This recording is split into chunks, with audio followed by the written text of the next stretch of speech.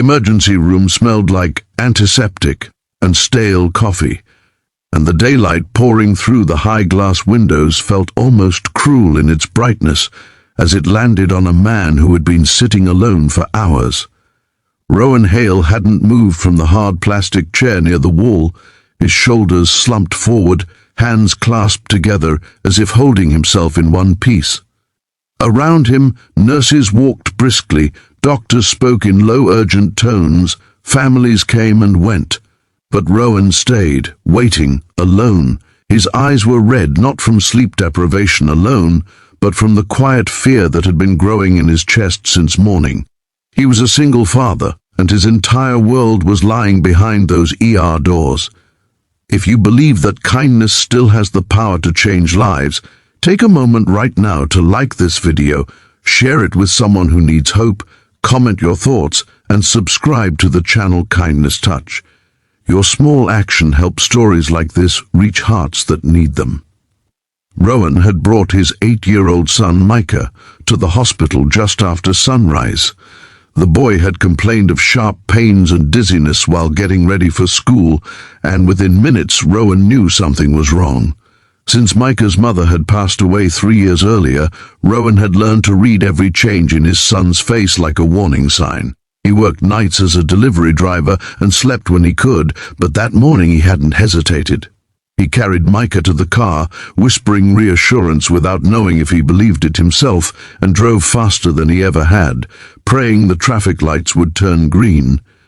Now Micah was inside, hooked to machines Rowan didn't understand, surrounded by strangers in scrubs.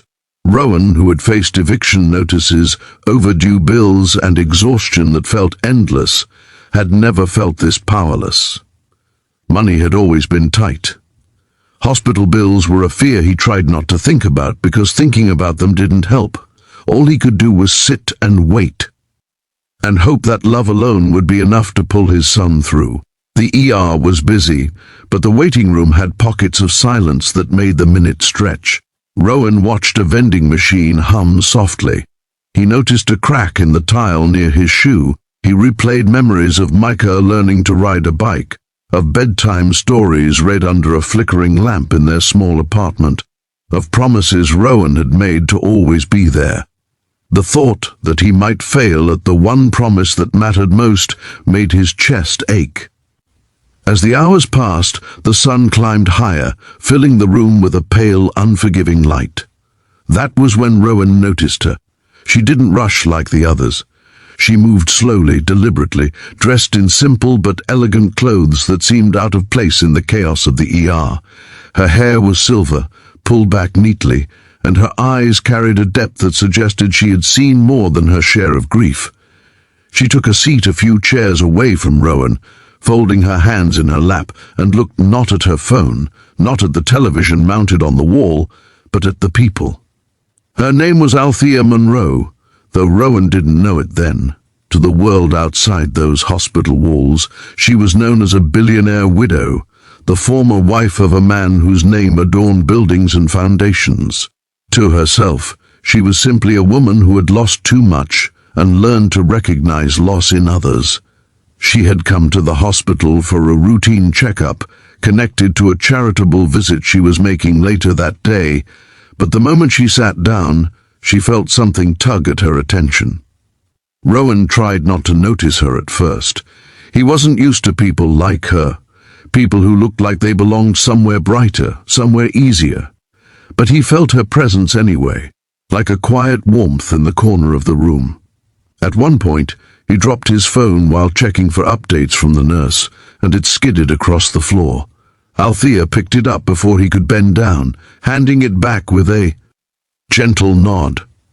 Their eyes met briefly, and in that moment, she saw the fear he was trying so hard to hide. The hours blended together. Rowan's stomach growled, but he ignored it. His mind drifted to the jobs he might lose if he missed another shift, to the rent due next week, to the life insurance policy that had barely covered the funeral when Micah's mother died. He wondered if love was enough in a world that demanded so much more. He wondered how many other parents sat in chairs like this, pretending to be strong while quietly breaking inside. Althea watched him from the corner of her eye. She recognized the posture, the way his shoulders curved inward as if shielding something precious. Years ago, she had sat in a similar chair, waiting for news about her husband after a sudden collapse. She had been surrounded by staff, by influence, by the invisible armor of wealth, and yet she had felt just as alone. Money, she had learned, did not soften the sharpest fears. Loss did not ask for bank statements. Eventually, a nurse called Rowan's name, and he jumped to his feet so quickly the chair scraped loudly against the floor. He disappeared through the double doors, leaving behind the imprint of his worry.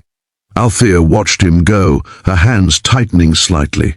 She didn't know why she felt so invested, only that she did. When Rowan returned, his face was paler, his steps heavier. The doctor had explained that Micah needed further tests and observation. Nothing was certain yet, and uncertainty was its own kind of torment.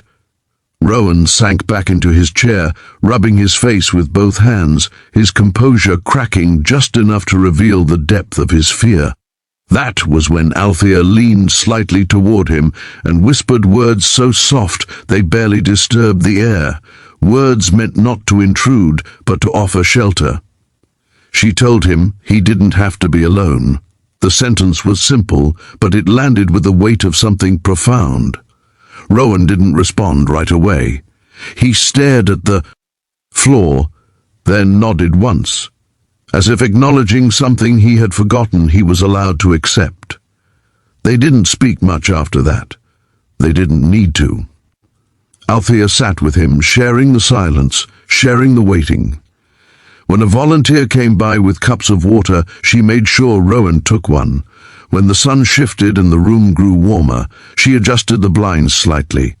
These were small acts, almost invisible, but to Rowan they felt like lifelines.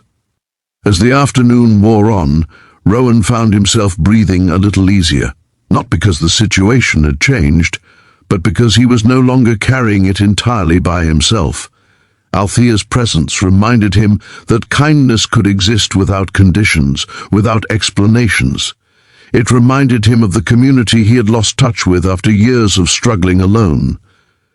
Behind the scenes, Althea quietly spoke with a hospital administrator she knew through her philanthropic work. She didn't announce it, didn't make a show of it. She simply ensured that Rowan would not leave that hospital buried under financial fear on top of emotional pain. To her, this wasn't charity, it was responsibility, shaped by empathy. When Micah was finally brought to a recovery room, stable and resting, Rowan felt his knees weaken with relief. He sat by his son's bedside, watching the gentle rise and fall of his chest, sunlight spilling through the window onto the sheets. Althea stood in the doorway for a moment, unseen, before stepping back to give them space. She left a note with the nurse, one that Rowan would find later, offering support beyond that day, without obligation. If this story is touching your heart right now, please take a second to like and share this video. Stories like Rowan's remind us that empathy still matters, and your engagement helps spread that message to others who may be waiting alone in their own lives. Before the story ends, we have a special request for you. Please comment below with one word that represents kindness to you. Your words may inspire someone who reads them today. Rowan never saw Althea again after that afternoon, but her impact stayed with him.